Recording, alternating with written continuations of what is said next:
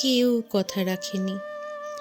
৩৩ বছর কাটলো, কেউ কথা রাখেনি। ছেলেবেলায় এক বোষ্টমী তার আগমনী গান হঠাৎ থামিয়ে বলেছিল, শুক্লা দ্বাদশীর দিন অন্তরাটুকু শুনিয়ে যাবে। তারপর কত চন্দ্রভুক অমাবস্যা চলে গেল, কিন্তু সেই বোষ্টমী আর এলো না। ২৫ বছর প্রতীক্ষায় আছি। মামাবাড়ির মাঝি নাদের আলী বলেছিল, বড় হও দাদা ঠাকুর, তোমাকে আমি ৩ প্রহরের বিল দেখাতে নিয়ে যাব, যেখানে পদ্ম ফুলের মাথায় সাপ আর ভ্রমর খেলা করে। নাদের আলী, আমি আর কত বড় হব?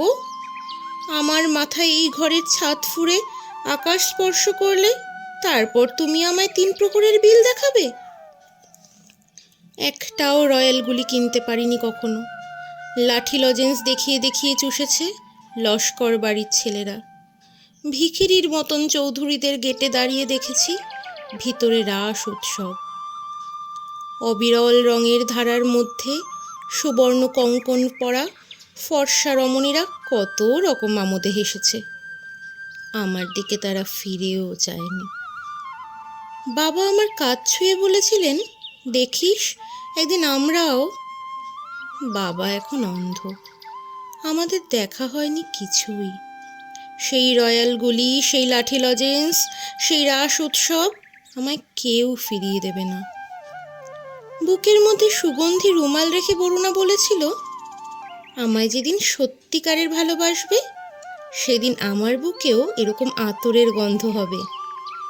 ভালোবাসার জন্য আমি হাতের মুঠোয় প্রাণ নিয়েছি, দুরন্ত শাড়ির চোখে বেঁধেছি লাল কাপড়, বিশ্ব সংসার তন্ন তন্ন করে খুঁজে এনেছি ১০৮টা নীলপদ্ম। তবু কথা রাখেনি বরুণা।